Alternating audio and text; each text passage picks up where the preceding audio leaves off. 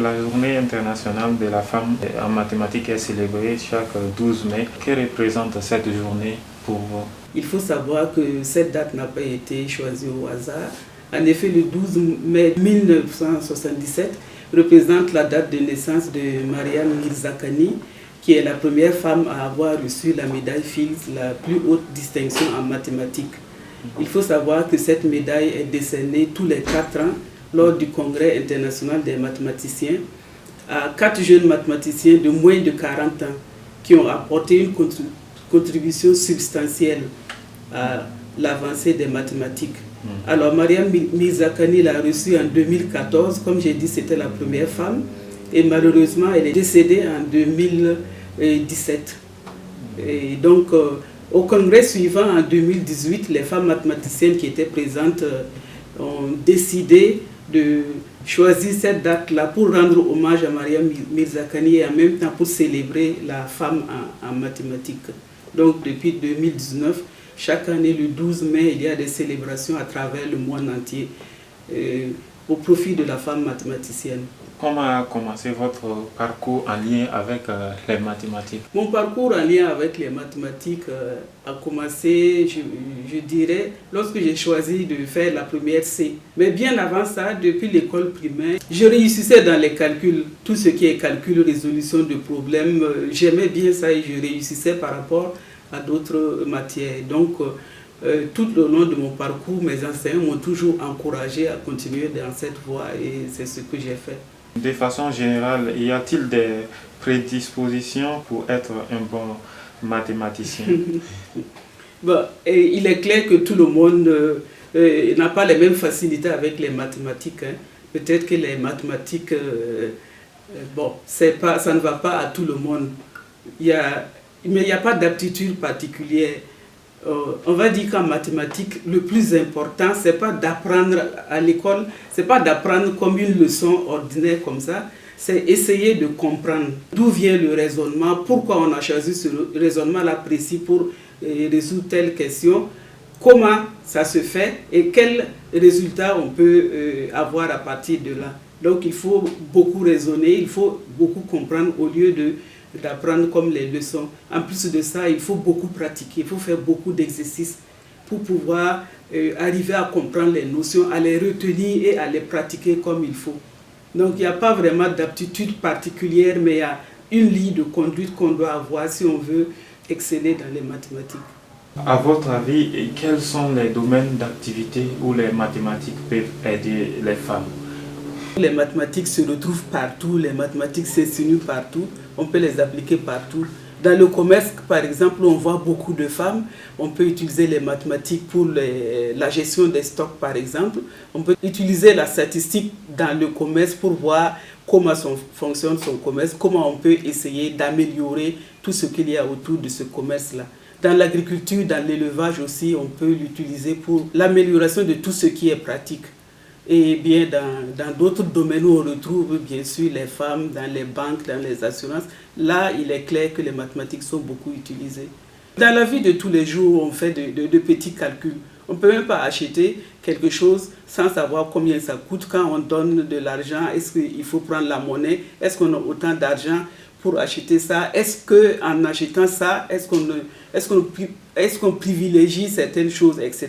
C'est des calculs, petits calculs de l'arithmétique qu'on fait tous les jours, que principalement les femmes même font tous les jours pour le quotidien de la famille et pour tout ce qu'elles font. Donc, peut-être même qu'elles font les mathématiques sans le savoir, à un petit niveau, au niveau de l'arithmétique, mais c'est quand même des mathématiques. Comment est-ce qu'elles peuvent le faire sans savoir, selon vous? Parlons du panier de la ménagère. Elles ont un certain budget, elles savent ce qu'elles veulent acheter. Donc, elles font déjà même un peu de statistiques pour savoir les quantités, le prix qu'il faut mettre dedans. Mais elles n'appellent pas ça mathématiques. Elles font ça tous les jours. Elles ont hérité ça de leurs parents, de leur maman, etc. Mais déjà, c'est le début des mathématiques, quoi. Mais tout ça, dans le domaine du boulot, dans le domaine du travail, du métier, on peut essayer d'améliorer pour aller plus loin, pour profiter des avantages que procurent les mathématiques.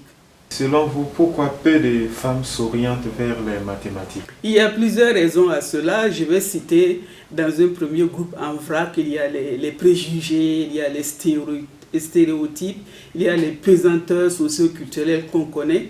En fait, un peu partout, surtout dans les familles, on décourage les filles à prendre ces matières-là parce qu'on dit que c'est des matières qui sont difficiles. Comme stéréotype, souvent on dit ça, c'est pas fait pour les femmes. Les femmes sont moins intelligentes que les hommes. Leur cerveau n'est pas développé pour des mathématiques. C'est des expressions qu'on entend un peu partout. Et ça peut décourager certaines filles à prendre les mathématiques.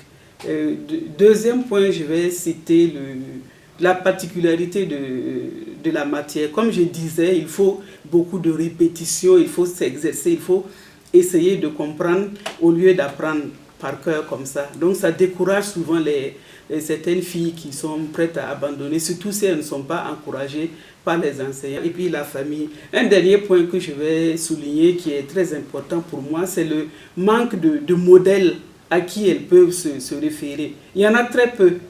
Autour d'elles, je veux dire au Burkina, dans la sous-région, où elles peuvent se référer, voir une telle a fait des mathématiques, elle a réussi dans telle ou telle matière, donc ça peut m'inspirer, j'aimerais faire comme elle. Mais tout ça, ça commence à changer et c'est très bien. Surtout, on le constate avec l'ouverture des lycées scientifiques dans les régions, on voit de plus en plus de filles qui y vont.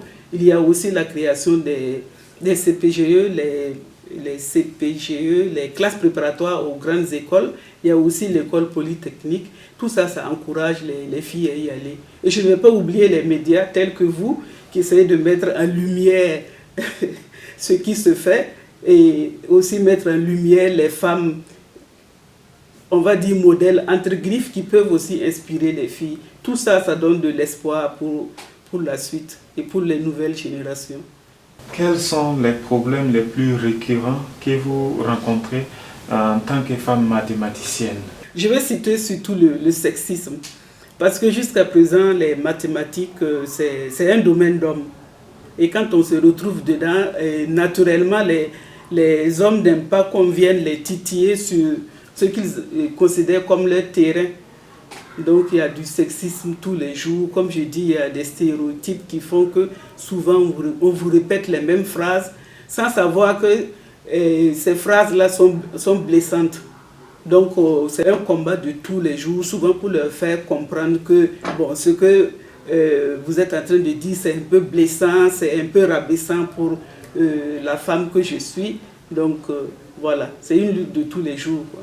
En tant que dévancière dans le milieu, quels conseils donneriez-vous à vos jeunes sœurs qui hésitent encore à se lancer dans ces domaines? Il ne faut pas hésiter à faire les mathématiques. Si ça vous plaît, allez-y, lancez-vous. Parce qu'aujourd'hui, avec le développement, même la mondialisation, le développement des réseaux sociaux et tout, on est plus conscient de ce que les mathématiques peuvent offrir, même dans les métiers. Par exemple, tous les métiers d'ingénieur. On ne peut pas être ingénieur si on n'a pas une bonne base mathématique. Donc ça, c'est important. Étudier les mathématiques, ce n'est pas seulement devenir mathématicienne. Aujourd'hui, ce n'est pas seulement enseigner à l'université. Il y a beaucoup de carrières qu'on peut faire à partir des mathématiques. Comme j'ai dit, tout ce qui est ingénierat. Vous voyez tout ce qu'il y a comme métier d'informatique aujourd'hui avec les nouvelles technologies, tout ça, ça utilise les mathématiques. Il y a aussi l'aéronautique. Il y a plein de métiers où à la base, il faut avoir une bonne formation en mathématiques. Donc si vous voulez, n'hésitez pas, allez-y. Et après, vous aurez tout le temps de réfléchir pour voir dans quel domaine vous allez vous lancer en utilisant les mathématiques comme base. Merci beaucoup, madame. Merci à vous. Merci de m'avoir permis de m'exprimer lors de cette journée du 12 mai qui est si chère au cœur des mathématiciennes.